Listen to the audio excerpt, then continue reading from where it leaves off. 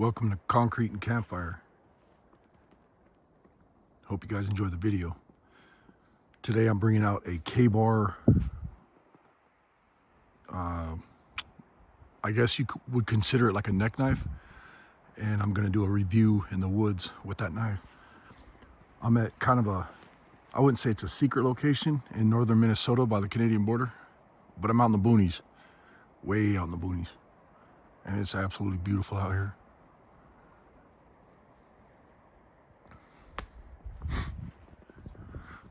So I'm gonna get out to my spot and we'll check this knife out. So that breeze kind of slowed down a little bit. It's not so cold, but still like 15 degrees out here right now with the wind chill. I think it was like 22 or something like that when I left. My pack is stuck on a tree. But let me zoom in right here. I don't know if you can see that right there. You see my shelter. I've had this out here for about, I don't know, 10 years, I guess. And it's one of my favorite spots. I come out here and put my tarp, set up on those logs that I have set up, and then build a fire in front of it. Kind of out of breath. I went hiking through all this crap. It's brutal right here. But it's one of those spots that I know if somebody come up on me, I know I hear them coming. Not that I'm paranoid or nothing, but let's get to this knife review. Hopefully you guys will be able to see what I'm doing here. Give you a little look around. So we can get into this knife review. It's really cold out here. So I need to get a fire pit going real quick. Got my stuff set up out here. You can see where hopefully you can see that on camera, my fire pit is usually right here. And I need to collect some wood. Usually I have a whole bunch of sticks or whatever set up here. Last time we came out here, it was pretty brutal, so I imagine we forgot to set some more up if we got nailed with snow or whatever. Hopefully you can see that. So I'm gonna go ahead and get some wood going here.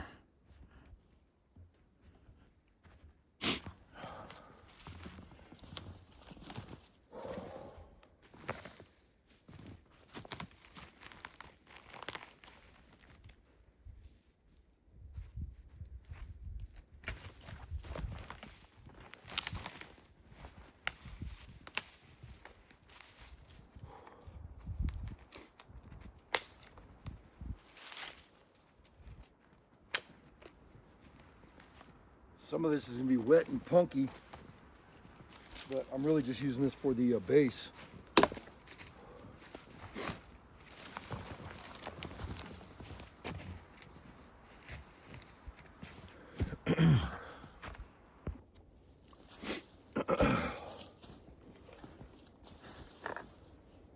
All right, so today's video is on this K-bar. And just because it says K-bar on the box doesn't mean it's made by K-bar, but it does say only New York, USA, but I don't know if that's fake, if this is actually made in China or what. But I want to put a thanks out to Midnight Customs, Brandon and Morgan. I really appreciate it.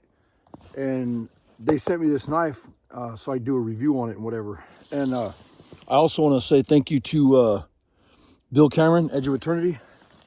This camera tripod is awesome, man. And then Kana Awagi Garage, he sent me the piece for the holder on the phone. Thanks, brother. Appreciate all you guys sending all this stuff. It's really cool. So this K-bar knife, I did some research on it. It came off of Temu.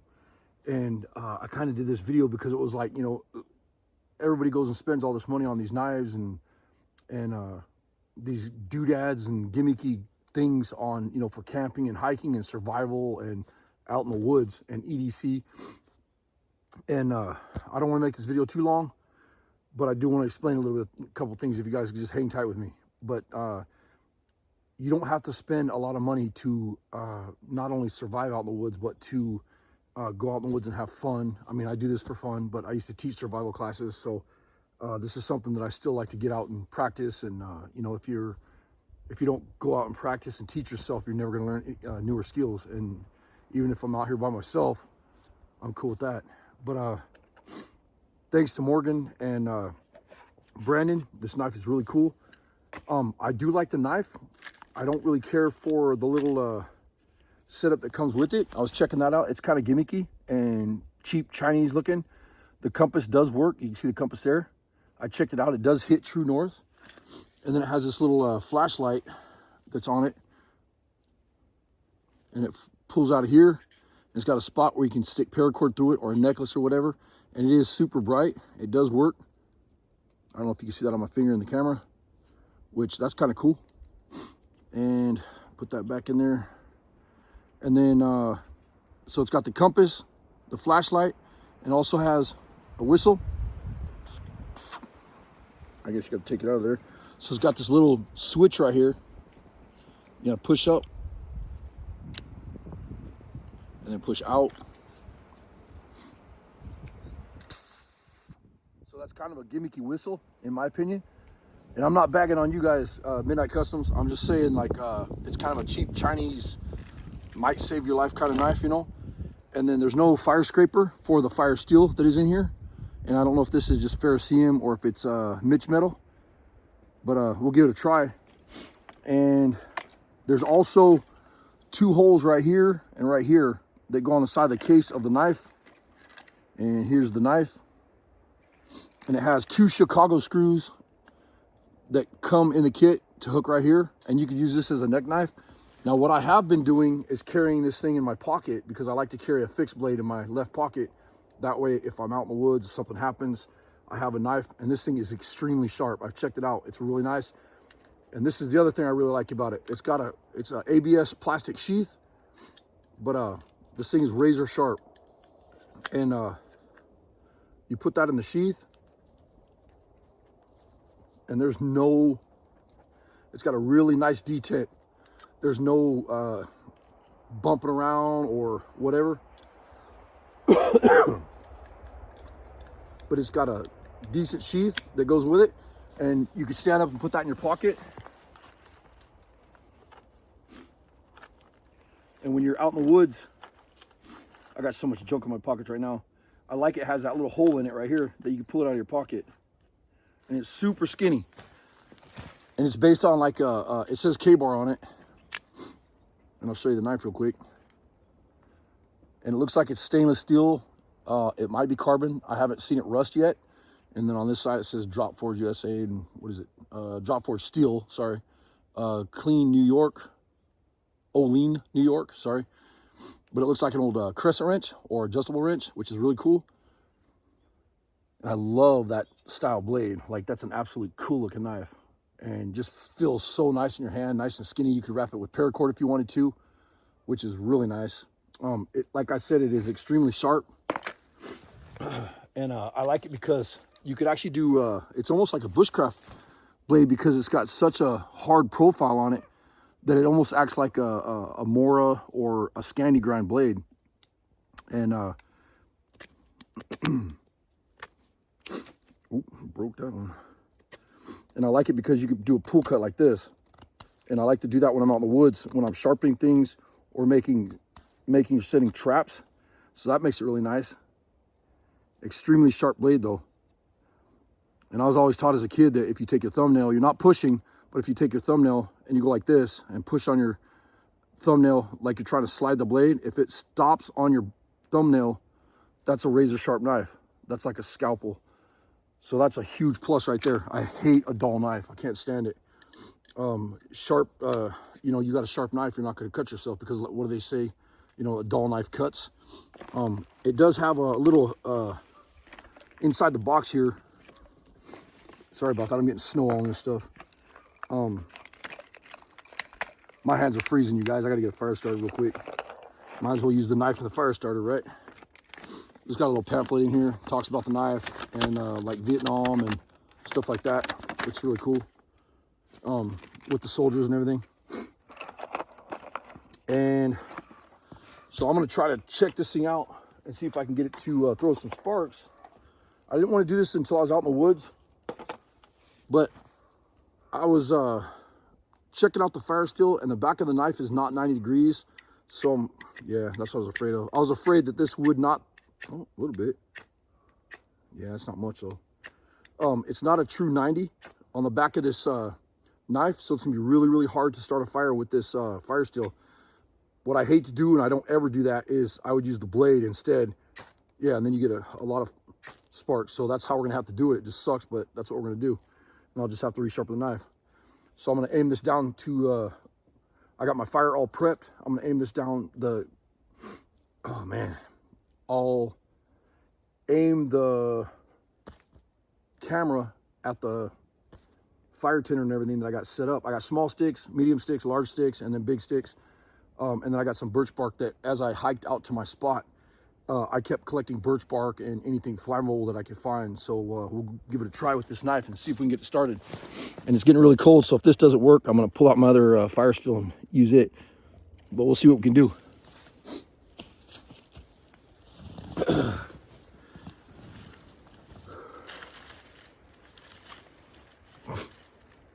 So what I want to do first is get some tinder going, where I can get some small pieces going as soon as I throw a spark on them, you know. And hopefully you guys can see what I'm doing. I just want to hurry up and get a fire going so I can not freeze to death out here.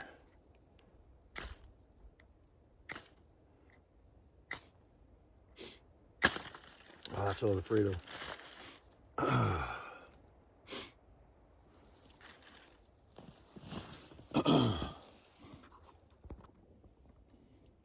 All right, so it's getting really cold. So I took some cotton out of my pack, and I want to hurry up and get this fire going so I can get my hands. My hands are freezing right now. I don't know if you see they're all red, but so is my face. Like I said, it's like 15 degrees out here. So before it gets too cold and that wind's kicking up, I want to get a fire going. So I'll take this knife and throw some sparks into the cotton and try to get this birch bark going, and we'll get the fire started. I know that's kind of cheating, but you know, doing what I do, I always carry cotton with me anyways. So, and this is cotton with petroleum jelly on it. And there we go. Quick, fast, easy. I mean, if you're gonna be out in the woods, you should have a proper fire starter with you anyways, or even a lighter if, you know, somebody want to do that. But a lot of times a lighter doesn't work. But so far I do like the knife. My honest opinion on the fire steel, though, I don't really care for it, but it was a cool gift. I really appreciate it, you guys. So I'm gonna go ahead and get this fire blazing.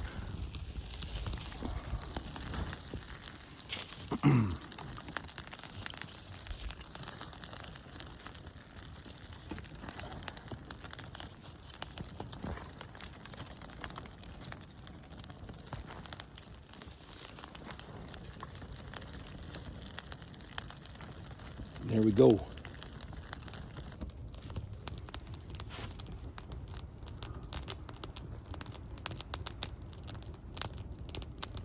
Hopefully that tree doesn't come down on me. So based on my opinion of this knife, I really like it. I think the, ooh, that's really close to the,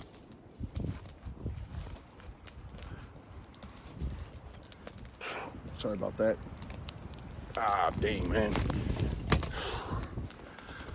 So based on that, I had to move that before I lit myself on fire. My opinion on this knife is I think it's a really nice knife. It's nice and sharp. It has a decent steel on it, on the blade itself. And it's full tang, so you're not gonna break it. As far as the gimmicky stuff that would be on it, would be, in my opinion, would be the little plastic compass, the fire steel, and the flashlight. I could do without that. I mean, I would rather have a high quality, really nice fire steel. Man, this video's been all over the place. I'm trying to fight this weather and wind and everything else. It's starting to snow again too. But if you're gonna base yourself, or if you're gonna use a knife in a survival situation or whatever, I think always the knife that you have on you is gonna be the one that you're gonna use, you know, obviously. But if you buy something to depend on that knife to save your life, with the compass and the fire steel and the flashlight Be careful with that, you know. It's a $10 Temu knife, and yeah, it's getting cold. But you want to be careful with that, in my opinion. I'd love to hear some comments and whatever down below. I really appreciate, you know, Morgan and Brandon sending me this knife to review and check out and talk about it on the channel. And hopefully Sunday you guys can listen to us. We're going to talk on our podcast. That's Concrete and Campfire, and that's Sunday night, 7 o'clock, with Lewis Lee. And we're going to talk about knives and whatever. But I want to bring up that knife, and you know that I've been going out in the woods and testing it and trying it out. And like I said, so far I don't really care about the fire steel, the compass, and the whistle, and the flashlight. So basically the knife and the sheath is absolutely amazing, awesome. It's sharp, high quality steel. It's got a good sheath. You can wear it in your pocket as an everyday carry. But in my opinion, I would take the Chicago screws off and take that little contraption that it comes with and just leave that off and just call it good. So 10 bucks, you cannot beat that. I would carry it all day or every day. And that's exactly what I plan on doing with this knife. Is I want to put it in my pocket and I'll carry it as an everyday knife, and I'll probably do some more reviews on it. And I mean, I wouldn't be afraid to baton with it, cut up some firewood, take it out in the woods and do whatever. But if I did have a fire steel with me, it would be my light my fire, get a high quality fire steel, you know. I always prefer a high quality fire steel like the one I carry on my neck. That way, you know, if something happens, you're in an emergency situation. Like today, it started getting really cold and I'm trying to do a video. And I know this video is going way longer than I wanted it to, but something that I wanted to explain is, if, you know, you guys don't realize how much, how hard it is to come out in the woods when it's this cold. And I do it when it's 30, 40 below zero. You guys know that. You've seen my videos in the past. But it's a lot of work to come out here and film without the batteries on your cameras dying, and trying to keep your hands warm, trying to keep the fire going, trying to stay warm where you're not shivering and freezing while you're doing the videos and whatever. And on our channel, I mean, if you guys have any stuff that you want to see, any products that you want to send me, anything like that, let me know. Shoot us a message and we'll go from there.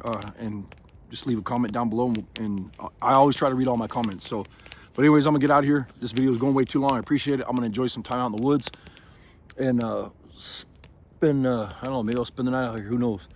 But we'll see you guys on the next video. Thanks for watching Concrete and Campfire, and hopefully I'll see you guys Sunday on the Concrete and Campfire podcast. Later.